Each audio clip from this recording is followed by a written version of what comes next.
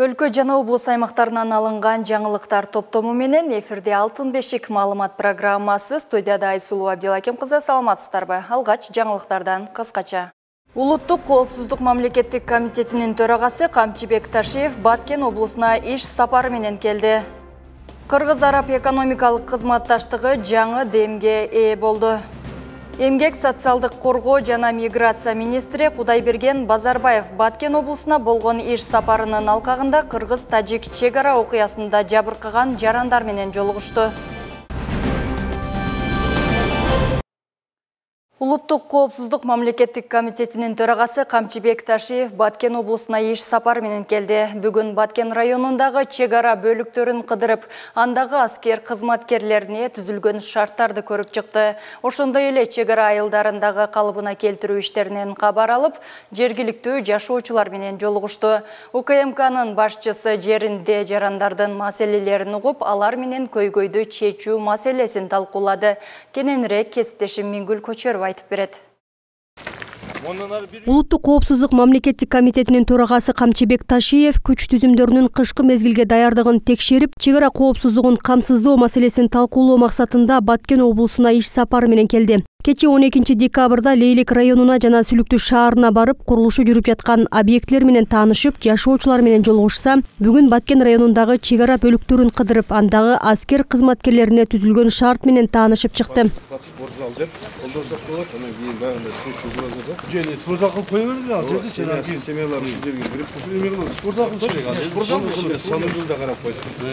Камчыбек Ташиев курулганына 60 жыл болгон турак үйлөрдө жашап жаткан аскер кызматкерлеринин жашоосунан кабар алды. Ал учурда чек ара кызматкерлерине шарт түзүү максатында жаңы үйлөр курулуп жатканын билдирди.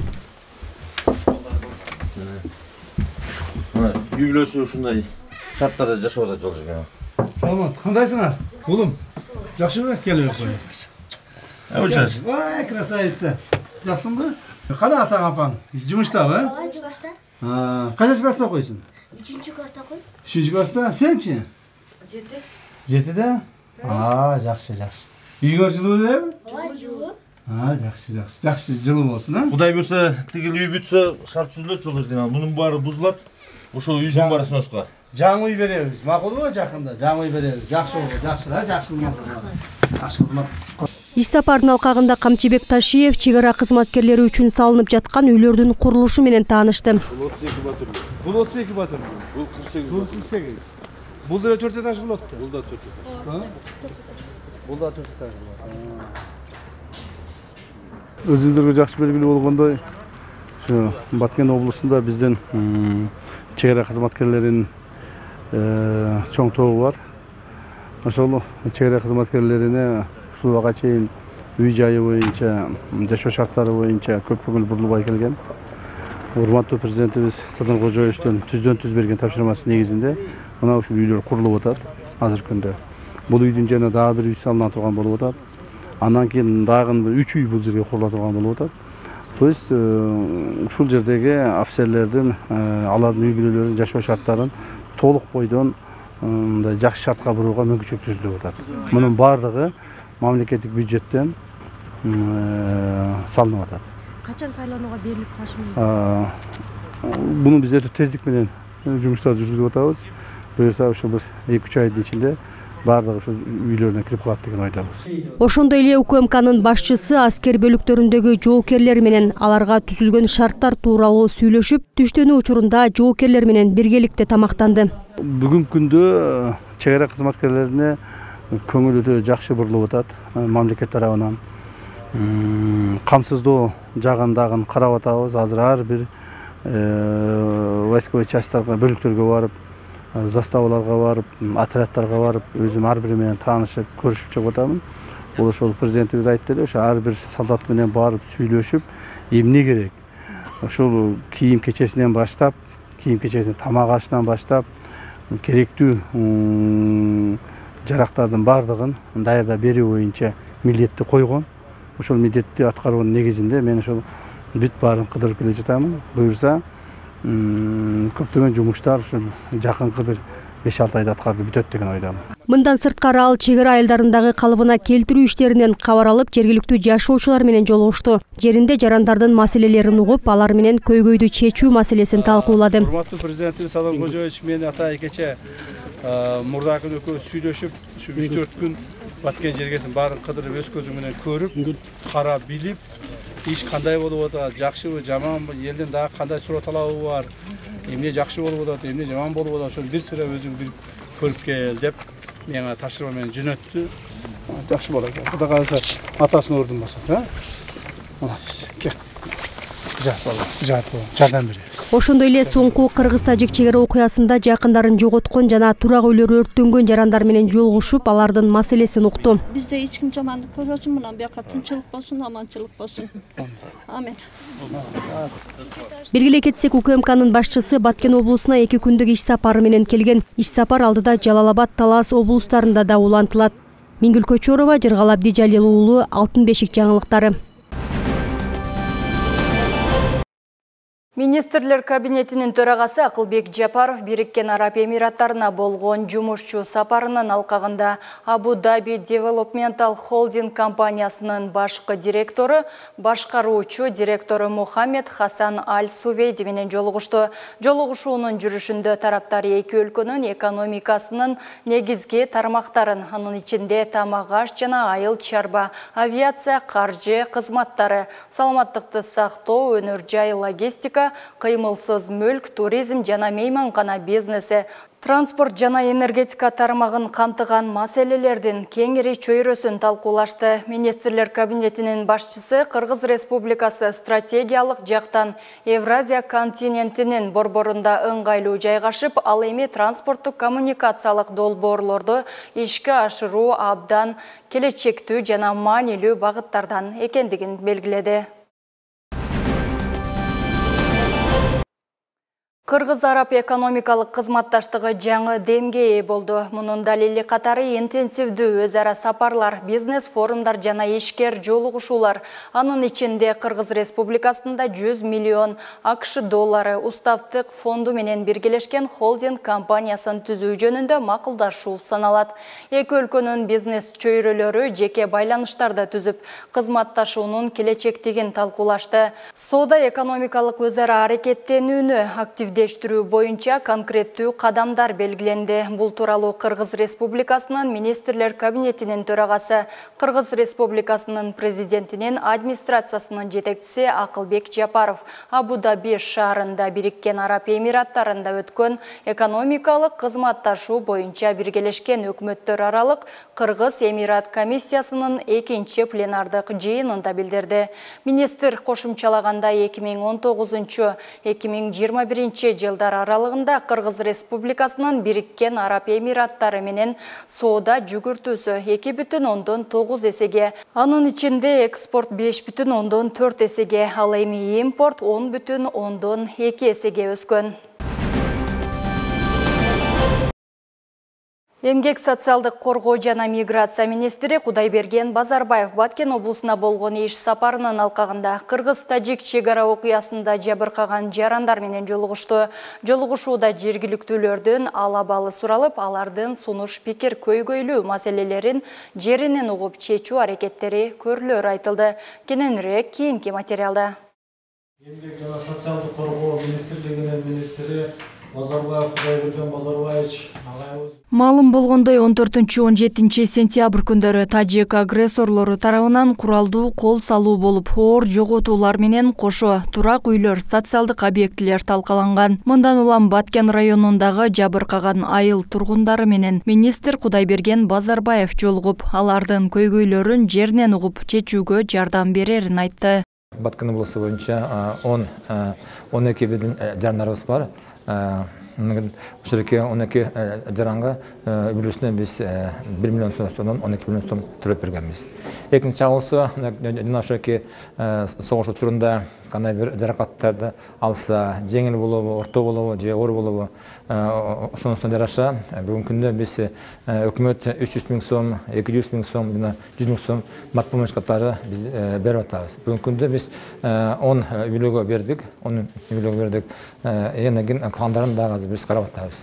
Жолугушуунун жүрүшүндө чек арадагы айыл жашоочуларына пенсия, социалдык жөлөк пул жогорулаганын айтты. Ал эми министр Базарбаевдин Баткен районуна болгон иш сапары чек ара окуясында жапа чеккен жарандарды ар тараптуу жана моралдык, материалдык жактан колдоо максатында келип, чакан белектери менен кубандырды. Чек арада жайгашкан адамдар жабыртатты. Ошонун катарында менин үй бүлөмдө аябай чоң жабыртатып жолдошум өтүп кетти. Эми баягы кайгылуу күндөр өтөт экен.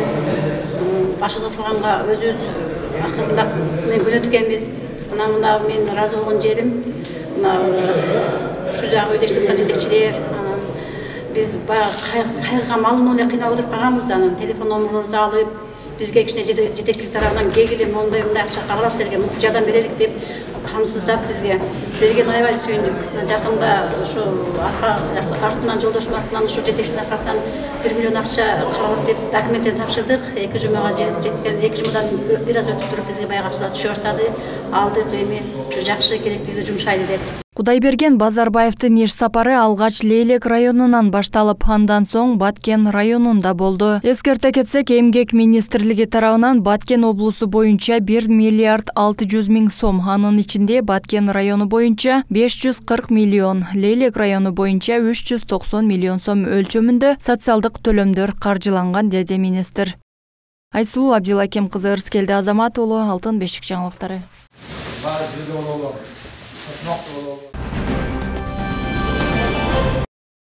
Альпинизм Федерациясынын президенти Кубатов Эдуард Жумакадырович иш сапар менен Баткен жергесине келди. Иш сапардын алкагында Жумакадырович президенттин Баткен облусундагы ыйгарым укуктуу өкүлүнүн орун басары жана Батмунун студенттери менен жолукту. Жолугушууда Кыргызстандагы альпинизм жана аны Баткен облусуна жайылтуу тууралуу сүйлөштү. Эске салсак, 2022 жылы Кыргызстандын альпинисттер тобу Гималайдагы Манаслоо чокусун багындырды. Мына ошондогу экспедиция Баткен жерине арналган эле. Бүгүн ошол Манаслоо чокусундагы кыргыз желегин Баткен чек арачыларына тапшыруу максатында келишкен. 1 октябрда биз деген ушу Манаслоо 8-чи эң бийик тоого 8200 метрге жеңишке жеткенбиз, чыкканбыз. Но ошондо биз экспедиция кылып жаткан мезгилде Баткенде жаман окуялар башталды. 36 киши каза болуп, ошонун ичинде балдар, аксакалдарыбыз. Анан ошондо бизде дагы аябай оор момент болуп аткан.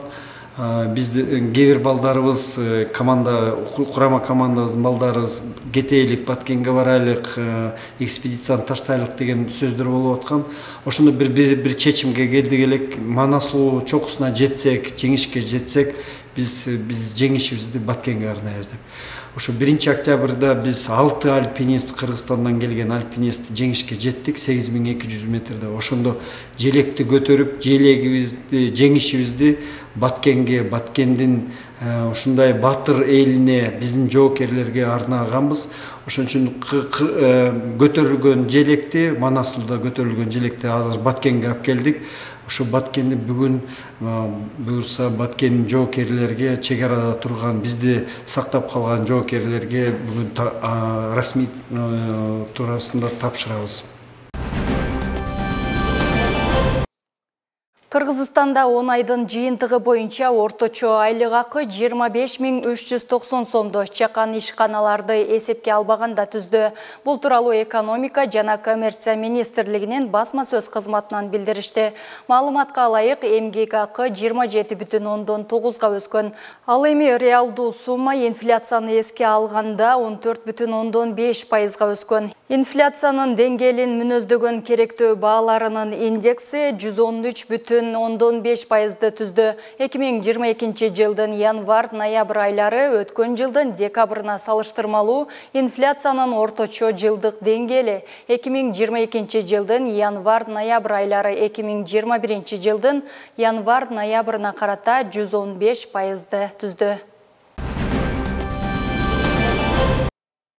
Чек арада жашаган аялдар биринчи психологиялык жардам көрсөтүүнү үйрөнүштү. Президенттин Баткен облусундагы ыйгарым укуктуу өкүлүнүн сунушу менен соңку чек ара окуяларынан кийин өзгөчө кырдаал учурунда өзүн туура алып жүрүү, ар кандай стресстердин алдын алуу аракети көрүлгөн. Натыйжада Кризистик борборлор ассоциациясынын колдоосу менен Баткен шаарында 2 күндүк окутуу семинары болуп өттү. Ага Баткен районунун чек арада жашаган активдүү аялдары, айыл өкмөттөрдө иштеген адистер, депутаттар, мугалимдер жана үй кожойкелери катышты. Кененирээк кийинки материалда. Касиет Анарова Баткен районунун чек арада жайгашкан Көкташ айылынын тургуну. Буга чейинки чек ара окуялары анын өзүн алып жүрүүсүнө жана ой жүгүртүүсүнө таасирин тийгизбей койгон эмес. Алгачкы күндөрү көп убакыт коркуп, стресске кабылган күндөрүн эске алды. Бирок бул анын жана жакындарынын ден соолугуна зыян келтирерин билген Касиет Анарова биринчи психологиялык жардам берүү сабагына катышып жатат. Ал өзгөчө кырдаал учурунда өзүн кандай алып жүрүүнү үйрөнүп жатканын айтып берди. Мен өзүм батыр энемин, 13 баланын апасымын. Небире чеберелерим бар. Ушуларга баш болуп, ошолорго көз болуп, мындайча айтканда лидерлик кылса болот экен да. Кандай десем, жакшы жактарга. Манантип өзүңөр алдырбагыла. Мындай кылсак мындай болот экен деген жакшы жолдорду көргөзсөк, баягы стресске алдырбай, өзүн жоготпой дегендей. Мындай кандай десем, ден соолукка зыяны аз келе турган болот экен да. Касиет Анарова сыяктуу чек арада жашаган аялдарга 2 күндүк алгачкы психологиялык жардам көрсөтүү сабагы уюштурулду. Алар өзгөчө кырдаал учурунда өзүн кандай алып жүрүүнү жана жанындагыларга биринчи психосоциалдык жардам көрсөтүүнү үйрөнүүдө. Аталган окутуу семинарына Баткен районунун чек арада жайгашкан айылдарынын социалдык кызматкерлери, мугалимдер, активист аялдар жана үй кожойкелери катышты. Аларга Ош жана Бишкек шаарларынан келген тажрыйбалуу психологдор сабак өтүп, билими менен бөлүштү. Биринчи психологиялык жардамда адамдар жөн эле байкап абалды, адамдарды угуп, анан туура багыттоону үйрөнөт. Уже стресс, депрессия, жаракаттан кийинки стресстик жабыркоолор менен специалисттер гана иштешет. Өзгөчө кырдаал болгондо биринчи учурда психологдор кереги жок. Өзгөчө кырдаал учурунда адамга биринчи коопсуз жер, тамак, суу, кийим, ушундай нерселер керек. Бул нерсени ушул активдүү эле жарандар уюштура алат. Ошолордун арасынан катуу жабыркап, өзүнө келе албаган жарандарды психологко, психотерапевтке кийин булар жөнөтөт. Өзү негизи ушундай да. Анан эми мен ошо үмүттөнүп турам да, ушу биз берген билим аз да болсо жардам берип, буларгачы коомго деле эмес, өзүлөрүнө да жардам болсун. Катышуучуларга арт-терапия жана психологиялык консультациялар аркылуу колдоо көрсөтүлдү. Окутуу семинары стрессти азайтуу багытындагы ар түрдүү оюндар менен коштолду. Биз командабыз менен мына бир жайында жайлоодун бир элесин элестетебиз. Ошо жайлоодо бир тынчтыкта кандай жыргал жашоо, жайлоого чыгып, ошол жерде тамак даярдап жеп, анан кыргыз үйлөр, балдар менен чыгып чогуу, кандайдай бактылуу күн өткөргүбүз келет. Ошону элестетип жасап атабыз. Ошо мына күн болчу, анан булуттар, анан эмелер баягы турналар учуп жүрөт баш үстүбүздө, кыргыз үйлөр, бетте тамагыбыз пишип атат, балдар эменин арасында ойноп жүрөт, анан жашыл эмелер, арчалар, кызгалдактар гүлдөп турат, суу шарылдап агып турат. Астыбызда ошо бизде өтө бактылуу эме элестетип атат, өзүбүздү ушундай бактылуу турмушты элестетип ушундай даярдап атабыз. Ушуну иче кирип өзүбүздө ушу пейзажда да өзүбүздө эмебизде кандай десем, жакшы сезимдер пайда болуп жатат да. Белгилей кетсек, президенттин Баткен облусундагы ыйгарым укуктуу өкүлүнүн сунушу менен соңку чек ара окуяларынан жабыркаган жарандарга акысыз психологиялык жардам көрсөтүү демилгеси колго алынган. Натыйжада Кризистик борборлор ассоциациясы менен биргеликте жерлерде тажрыйбалуу психологдор жабыр тарткан жашоочулар менен жекече баарлашып, жардам көрсөтүүнү баштады. Аны менен бирге айылдардын активисттери окутуудан өтүп, коомдук жардамчы болушат. Алардын милдети өзгөчө кырдаал катталган учурда жарандарга биринчи психосоциалдык жардам көрсөтөт. Булардын эң негизги кызматы ошол психологдор келгенге чейин алгачкы психосоциалдык жардам көрсөтүү болуп эсептелет. Окутуу менен бүтүп калбайт, буюрса дагы алдыда онлайн окутуулар болот. Акырында ошо сертификаттар берилет. Булар биздин даяр коомдук жардамчы катары даяр активисттер сервистерибиз болот да. Бул долбоорду болсо каржылаган уюм бул Бириккен Улуттар уюмунун калк фонду ошо финансылык колдоо көрсөтүп иш-чаралар өтүп жатат. Буюрса дагы алдыда ошол биздин жарандарга психологиялык жардам көрсөтүү боюнча катар иштерди пландаштырып жатабыз. Аталган иш-чара Лейлек, Баткен райондорунда болуп өттү. Алдыда Кадамжай районунда өткөрүү пландалууда. Ошондой эле окутуу онлайн форматта да улантылып, натыйжада катышуучулар коомдук жардамчы сертификатын алышат. Буга чейинки чек ара аймактарында болуп аткан окуялардан кийин биздин элдерибиздин психологиялык жактан жабыркагандарды жардам көрсөтүүдө бир аз мүчүлүштүктөр болуп, ошол Бишкек шаарынан, Ош шаарынан келген психологдорду күтүүгө туура келди. Алда бир канча убакытты талап кылат экен. Ошондуктан биз Бириккен Улуттар уюмунун колдоосу менен, кризистик ассоциациялар борборунун колдоосу менен бүгүнкү күндө окууларды уюштуруп, 3 группа, 25тен 3 группаны Лейлек районунан, Баткен районунан 2 группаны, буюрса дагы Кадамжай, Кызылка райондорунда дагы ушундай эле группалар дагы өзүбүздүн жергиликтүү адистерди даярдоо боюнча окуу өткөрүлдү. Бул окуунун жыйынтыгында 3 күндүк тренингде тиешелүү структуралардын адистери катышты. Буюрса ошол окуунун жыйынтыгы менен биринчи социалдык психологиялык жардам көрсөтүүдө бир топ өздөрүнүн билимдерин жогорулатып алды деп айтсак болот. Соңку чек ара окуяларында жаш балдарда психологиялык жактан жабыркап келет. Убагында аларга да жерлерде психологдор акысыз жардам көрсөтүшкөн. Бул ирет балдардын психолог мугалимдери Баткенге келип, чек арадагы 10 жаштан 15 жашка чейинки өспүрүм балдар менен баарлашып, аларга психосоциалдык жардам көрсөтүүдө. Бул программанын ичинде балдардын азыркы учурда өспүрүмдөрдүн мындай физикалык жактан өнүгүп атышат да, социалдык жактан өнүгүп атышат, психикалык жактан, эмоция жактан өнүгүп атышат. Биринчи эле өнүгүүлөрдүн башында физикалык өнүгүүлөр жасайбыз. Анан кийин социалдашуусуна карата бири-бири менен баарлашканга, бири-бири менен карым катнаш түзгөнгө кандайдыр бир иш-чаралар жасайбыз да. Эң акырында балдардын эмоцияларын сыртка чыгаруу максатында арт-терапия кылабыз да, сүрөт тартырабыз, алар сүрөттөр боюнча сүйлөшөбүз. Анан кийин көрүшүүбүздүн акырында балдардын эмоциялары жөнүндө, бүгүн кандай эмоциялар жашашты, жашоосунда кандай эмоциялар бар, алар менен кантип күрөшөт, кантип өздөрүнүн эмоцияларын кантип сыртка чыгарса болот, ошолор менен сүйлөшүп, көрүшүүбүздү жыйынтыктайбыз. Мынакей күндө 3 күн көрүшүү болот, 3 күн боюнча ошо бир топ менен 3 күн боюнча иштейбиз да, 1,5 сааттан. Белгилей кетсек, соңку кыргыз-тажик чек ара окуяларында адам өмүрү кыйылып, бир канча турак жайлар жараксыз абалга келди. Анын кесепети жарандардын ден соолугуна, психосоциалдык абалына чоң таасирин тийгизди. Мындан улам жергиликтүү бийлик, активисттер, коомдук уюмдар жарандарга моралдык, психологиялык жардам көрсөтүүнү демилгелеп, ал иш-чаралар бүгүнкү күнгө чейин жүргүзүлүп келет. Мигүл Көчөрова, Рыскелди Азамат уулу, Алтын бешик жаңылыктары.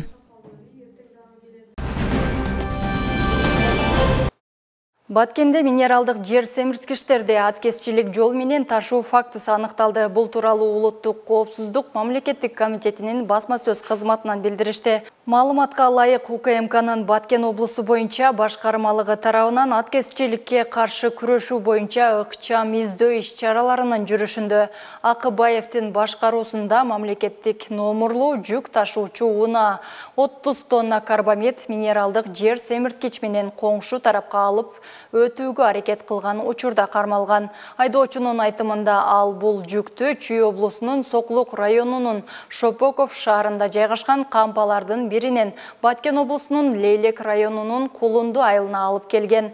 Жүктү таразага тартууда Кальцо транспорттук контролдоо пунктунун кызматкерлерине ашыкча салмагы үчүн 113.500 сом айып салынды. Көрсөтүлгөн жүктүн чыныгы ээси Кулунду айылынын тургуну жана аткезчилик менен алектенген Жолчиев Артык Бакириденович экендиги аныкталды. Аталган факты автоматташтырылган маалымат системаларынын маалымат журналына катталып, ишти аныктоо боюнча тактоо иш-чаралары жүргүзүлүүдө.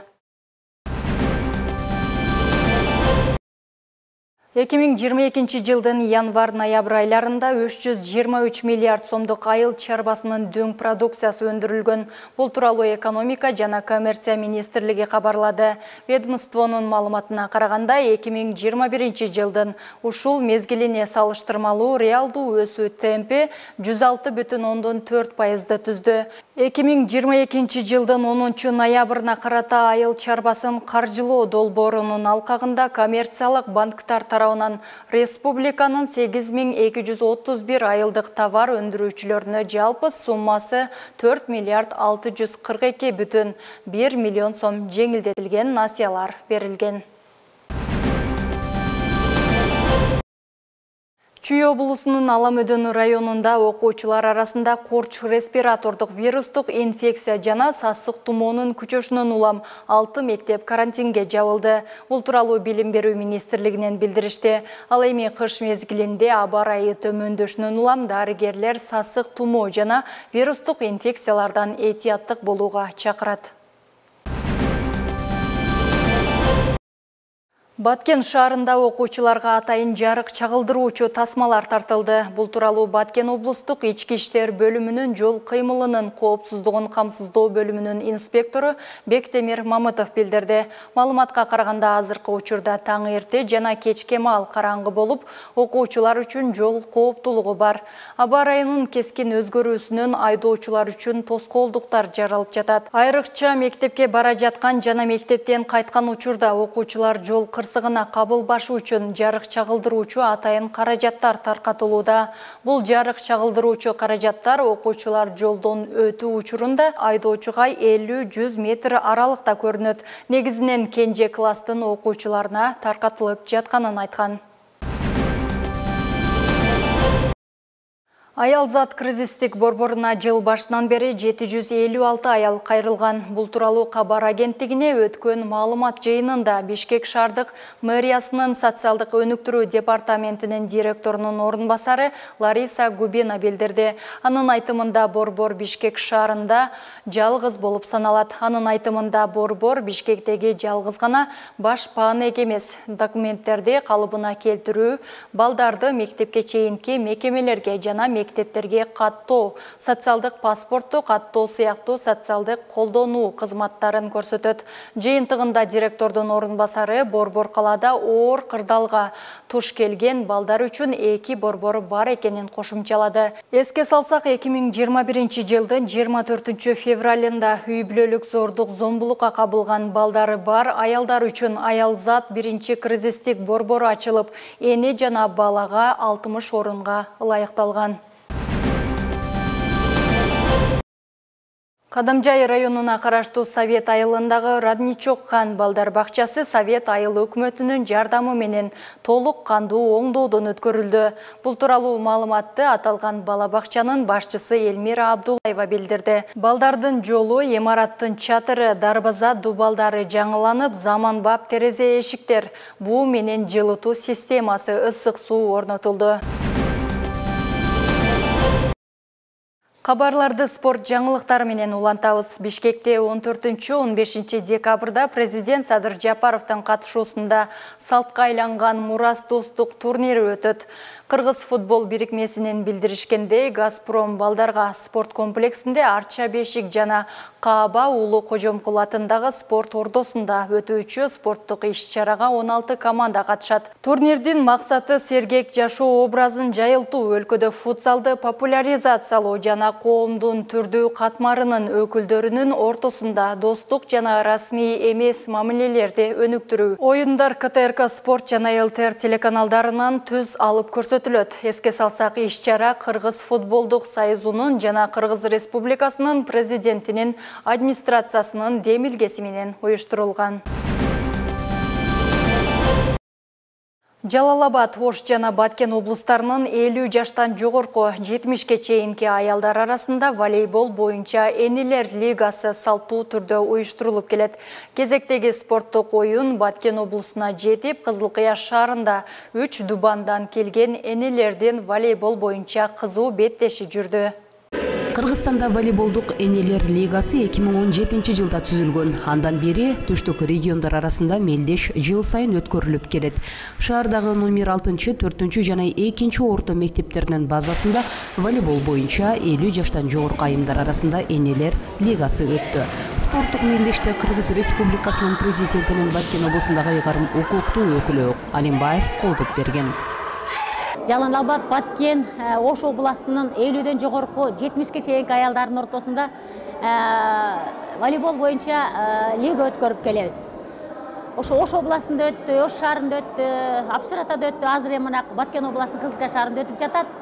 Мен ойлойм, бул эң сонун иш-чара деп ойлойм. Үйдө олтургандан көрө аялдарды спортко чакырып, волейбол ойноого үндөп, ынтымакчылыкка үндөп, 3 областтын аялдары бири-бирини көргөндө достуктары бекемделип. Энелерди Кыргыз Республикасынын президентинин Баткен облусундагы ыйгарым укуктуу өкүлүнүн орун басары Жаныбек Исаков, Кызылкыя шаарынын мэрия Асылбек Маткалыков куттуктап, оюн катышуучуларына ийгиликтерди каалашты. Энелер лигасынын кезектеги мелдеши кызуу таймаш менен өттү. Жалпысынан Ош жана Баткен облустарынан 8 команда катышты. Оюндун жыйынтыгында башкы байге 1 орун Ош Конгресс команда, 2 орунга Алайкуу командасы ээ болсо, ал эми 3 орунга Төлөс айымдар командасы алып, шаардык дене тарбия жана спорт комитети уюштуруу иштерин колго алса. Ал эми президенттин Баткен облусундагы ыйгарым укуктуу өкүлүнүн белектери менен жеңүүчүлөр сыйланышты. Баткен облусундагы президенттин өкүлүнүн атынан салам айтам. Бишкекте гиря көтөрүү боюнча республикалык чемпионат жыйынтыкталды. Бул тууралуу Дене тарбия жана спорт департаментинен билдиришти. Каба уулу Кожомкул атындагы спорт ордосунда 10 декабрь күнү өткөн мелдешке жалпы 60тан ашык спортчу катышты. Жеңүүчүлөрдүн тизмесин Кабар маалымат агенттигинин электрондук сайтынан көрсөңүздөр болот. Германияда жашап жаткан жарандар бирок Кыргызстанда төрөлүп жашап кетишкен немец улутундагы жарандар чогулуп калышканда борсок бышырып, палоо басып, кыргыз ырларын ырдап эс алышат. Алар кандайдыр бир Кыргызстанга болгон сезимталдык менен кыргыз өлкөсүн эстеп, унутта калтырбай, калпактарды да кийип, сыймыктануу менен кечелерди өткөрүп турушат. Бүгүнкү күн мына ушундай жаңылыктар менен коштолду. Кайрадан эфир аркылуу көрүшкөнчө аман туруңуздар.